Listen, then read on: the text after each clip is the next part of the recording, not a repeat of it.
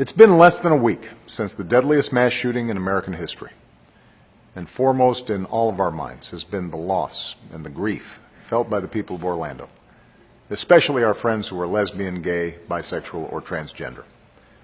I visited with the families of many of the victims on Thursday, and one thing I told them is that they're not alone.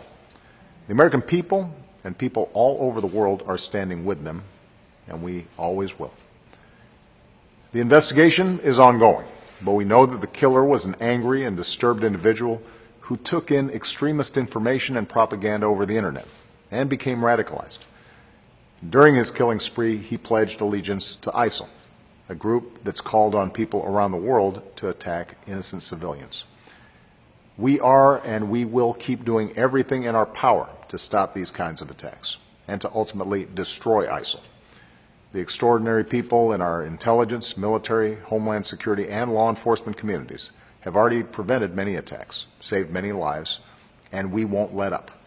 Alongside the stories of bravery and healing and coming together over the past week, we've also seen a renewed focus on reducing gun violence. As I said a few days ago, being tough on terrorism requires more than talk.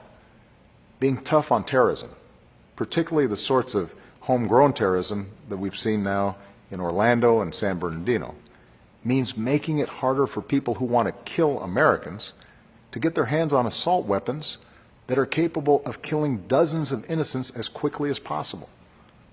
That's something I'll continue to talk about in the weeks ahead. It's also part of something that I've been thinking a lot about this week, and that's the responsibilities we have to each other. That's certainly true with Father's Day upon us. I grew up without my father around. While I wonder what my life would have been like if he had been a greater presence, I've also tried extra hard to be a good dad for my own daughters.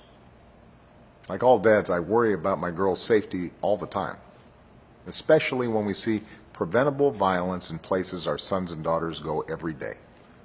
Their schools and houses of worship, movie theaters, nightclubs as they get older. It's unconscionable that we allow easy access to weapons of war in these places. And then, even after we see parents grieve for their children, the fact that we as a country do nothing to prevent the next heartbreak makes no sense. So this past week, I've also thought a lot about dads and moms around the country who've had to explain to their children what happened in Orlando. Time and again, we've observed moments of silence for victims of terror and gun violence. Too often, those moments have been followed by months of silence, by inaction that is simply inexcusable.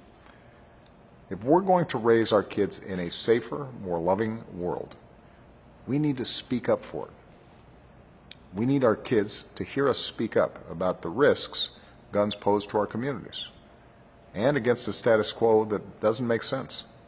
They need to hear us say these things even when those who disagree are loud and are powerful. We need our kids to hear from us why tolerance and equality matter, about the times their absence has scarred our history and how greater understanding will better the future they will inherit. We need our kids to hear our words and also see us live our own lives with love. And we can't forget our responsibility to remind our kids of the role models whose light shines through in times of darkness. The police and first responders, the life-saving bystanders and blood donors, those who comfort mourners and visit the wounded, the victims whose last acts on this earth helped others to safety. They're not just role models for our kids. Their actions are examples for all of us. To be a parent is to come to realize not everything is in our control. But as parents, we should remember there's one responsibility that's always in our power to fulfill. Our obligation to give our children unconditional love and support, to show them the difference between right and wrong, to teach them to love, not to hate, and to appreciate our differences not as something to fear, but as a great gift to cherish. To me, fatherhood means being there. So in the days ahead, let's be there for each other. Let's be there for our families and for those that are hurting. Let's come together in our communities and as a country. And let's never forget how much good we can achieve simply by loving one another. Happy Father's Day to all the dads out there, and have a great weekend.